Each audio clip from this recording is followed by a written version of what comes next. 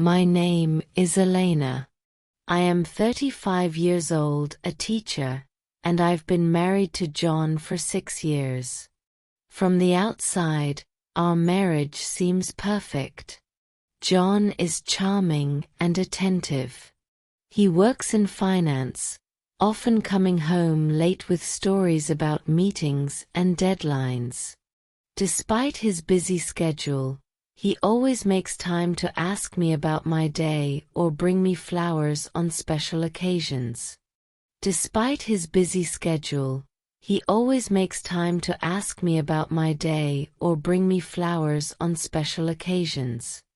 Our weekends are filled with laughter, movie nights, and walks in the park. My friends often tell me how lucky I am to have such a devoted husband. And I believe them. John has always been my rock, my partner in every sense of the word. But lately, something feels different. It's hard to pinpoint. He's been on his phone more often, stepping outside to take calls. When I ask him about it, he brushes it off as work stuff. Sometimes, he seems distracted during our conversations, like his mind is somewhere else. I tell myself I'm imagining things. After all, every marriage has its ups and downs, right? One evening, as I'm tidying up, his phone buzzes on the kitchen counter. A message flashes on the screen. Can't wait to see you tomorrow. Love you. My heart skips a beat. The message isn't from me. I stand there frozen, staring at the phone.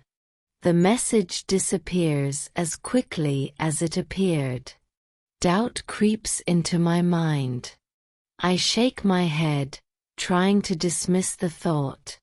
It's probably nothing, I whisper to myself. But deep down, I feel a pang of unease. The next morning, I can't stop thinking about the message. Who sent it? Why would John receive something so personal from someone else? My mind races with possibilities, but I push them aside. Maybe it was just a mistake, I tell myself. At breakfast, John seems his usual self. He's cheerful, chatting about his plans for the day. I watch him carefully, searching for signs of guilt, but his demeanor gives nothing away. Still, the doubt lingers in the back of my mind. Later that day, while John is at work, I decide to look for clues. I feel a pang of guilt as I open his desk drawer, but I need answers. Inside, I find his planner. Flipping through the pages, I notice several entries marked with a simple meeting or client visit.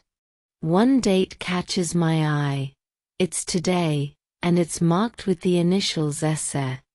Who is SM? The question consumes me. I try to recall if John has ever mentioned anyone with those initials, but nothing comes to mind. The feeling of unease grows stronger. My hands tremble as I close the drawer, hoping I'm wrong about what I'm starting to suspect. That evening, as John arrives home, I observe him closely. He's unusually quiet, answering my questions with short replies.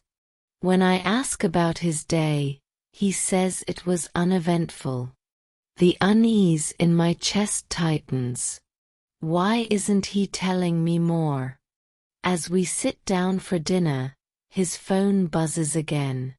He quickly picks it up and excuses himself to take the call in another room. I sit there, staring at his empty seat, the sound of his muffled voice fueling my growing suspicion. Something is definitely wrong.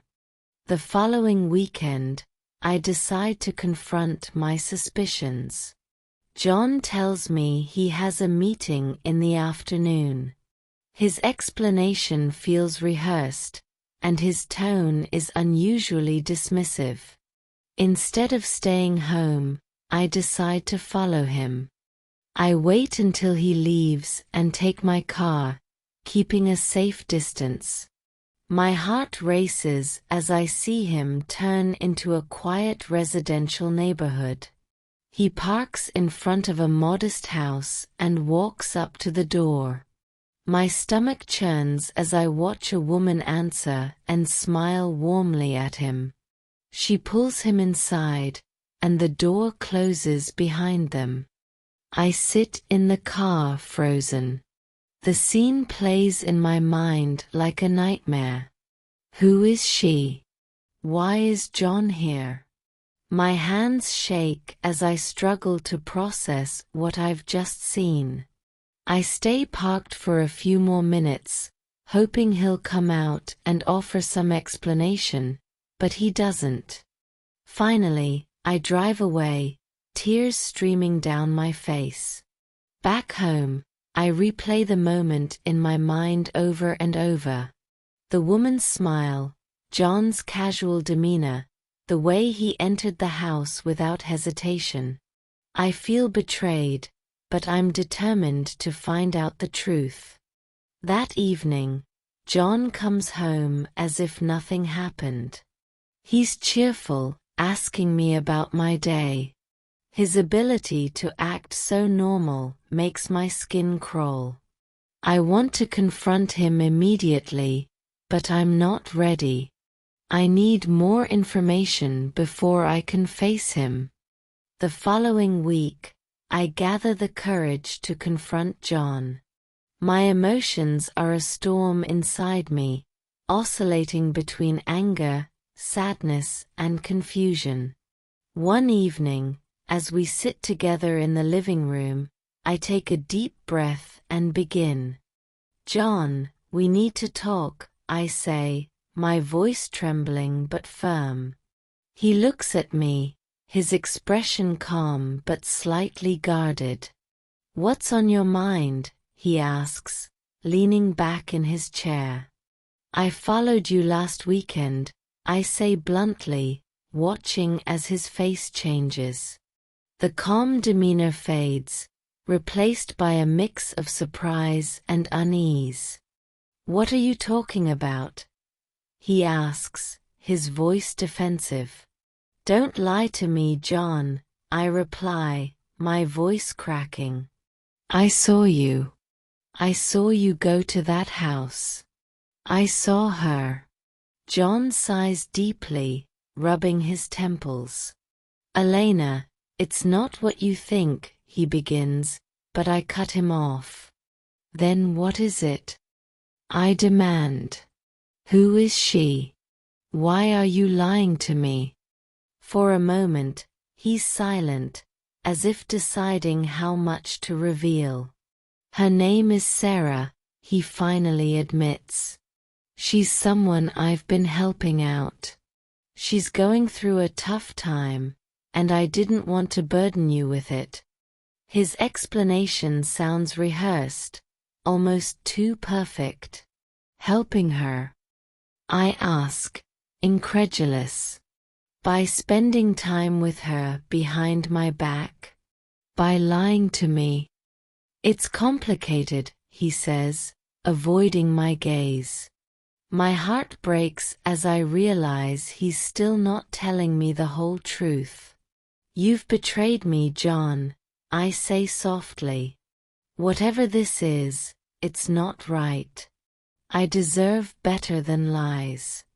He reaches for my hand, but I pull away. Please, Elena, he says, his voice cracking. I'll fix this. I promise. But I've already made up my mind. I can't do this anymore, I say, tears streaming down my face. You need to decide what you want, John. And until then, I can't be a part of your life. The days following our confrontation are filled with silence. John stays at a friend's house, leaving me alone to process everything. I try to focus on my work, but my thoughts always circle back to him and the woman. Sarah. One evening, while sorting through some papers, I come across a letter addressed to me. It's from John.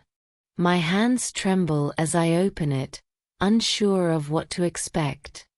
Dear Elena, I've made mistakes, and I've hurt you in ways I can't forgive myself for. Sarah is someone from my past. She reached out to me in desperation, and I didn't know how to handle it. I never meant to betray you, but I see now that my actions were a betrayal, no matter my intentions. You deserve honesty, and I've failed you. I need to figure out who I am and what kind of man I want to be. I'll respect whatever decision you make, but please know that I love you. Always. Tears blur my vision as I finish reading. His words feel genuine, but they don't erase the pain he's caused. I sit with the letter for a long time, reflecting on our years together and the choices that have led us here. In the end, I realize that love isn't enough without trust. I fold the letter carefully and place it in a drawer. It's time to move forward, even if it means leaving John behind. Months later, I find myself in a new apartment, surrounded by unfamiliar but comforting surroundings. Moving out of the home John and I shared was one of the hardest decisions I've ever made, but it was also the most liberating. I focus on rebuilding my life, pouring my energy into my work and reconnecting with friends. Slowly, the weight of the past begins to lift. I've started taking art classes on weekends, something I'd always wanted to do but never had time for. Each brushstroke feels like a step toward healing. One afternoon, I receive an unexpected message from John. It's short and simple. I hope you're doing well. I've been thinking about you. I stare at the screen for a long time before deciding not to reply. Some doors are better left closed. As I sit by the window of my new place, watching the city lights twinkle, I feel a sense of peace I hadn't known in years. The pain of betrayal still lingers, but it no longer defines me. I've learned that sometimes, letting go is the greatest act of love, love for yourself. I close my journal, where I've been documenting my journey, and place it on the table. Life is unpredictable, but I'm ready to face whatever comes next. A smile spreads across my face as I think about the future. For the first time in a long while, I feel hopeful.